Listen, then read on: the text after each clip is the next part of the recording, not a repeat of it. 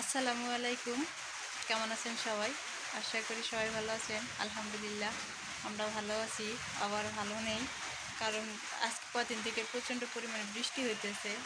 আর যাদের ছোটো বাচ্চা আছে তারাই তো জানে যে বৃষ্টি হলে কী পরিমাণ কষ্ট হয়। বৃষ্টি হলে হচ্ছে কষ্টটা এই কারণেই যে ছোটো বাচ্চাদের কাপড় চোপড়গুলো শুকানো খুবই কষ্টকর। এই যে আমি ঘরের ভিতরে ওই যে ওইখানে দিছি, এই যে ঘরে একটা সাইকেল আছে, সাইকেলের উপরে দিছি, টিউবওয়েল পাড়তে একদম ভরাই রাখছি কাপড় দিয়ে, কারণ এই বৃষ্টি শুরু হয়েছে। দেখাই একটু, এই যে কী পরিমাণে বৃষ্টি হইতেছে, আর যে মেঘ লাগছে, খুবই মেঘ লাগছে কি বলবো। আর এ পাশে আমার রায়ান বাবা ঘুমাইতেছে, এই যে আব্বুটা ঘুমাইছে। ও যখন ঘুমায় তখন হচ্ছে আমি একটু টুকিটাকি কাজ করতে পারি। ঘুমাইছে বিদায় আমি কাপড়গুলো ধুয়ে দিলাম, আর এই মাত্র বৃষ্টিটা আসলো। কি করবো, আজকে কাপড়গুলো না শুকাইলে আবার কি হবে। আবার আছে কিছু কাপড় আছে, ওগুলা দিয়ে চলবে। আবার এখন হচ্ছে আমি কি করি, যখন একটু মানে কিছুক্ষণ পর পর ওকে আর কি উঠাই বলি কি, আব্বু হিসু দাও তো, হিসু দাও। সুন্দর শিশি করে দেয়, হচ্ছে কাপড় বেশি নষ্ট করে না। রাতের বেলা এগুলো সব রাতে মানে ইয়া করছিল, পেশাব পায়খানা করছে, রাতে তো আর ওইভাবে উঠানো হয় না। রাতে উঠাইতে পারতাম, কান্না করে।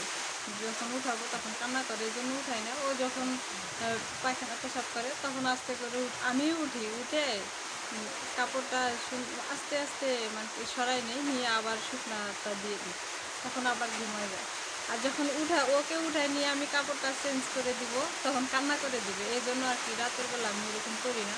আর কিছুটা কয়েকদিন গেলে আর কি হয়তো এরকম করতে পারবো।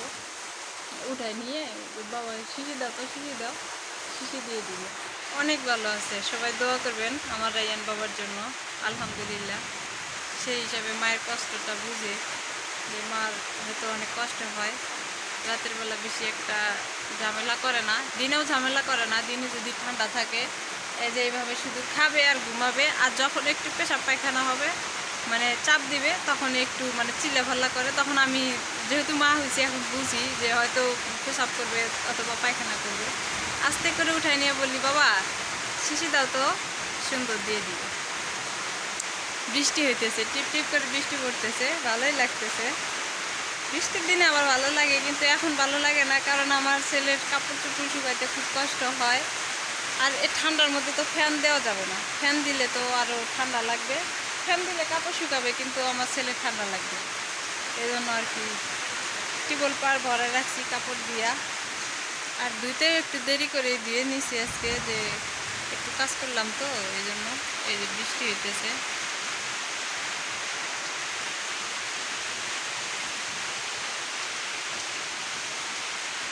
বাইরে বৃষ্টি হইতেছে, অনেক বৃষ্টি হইতেছে, অনেক।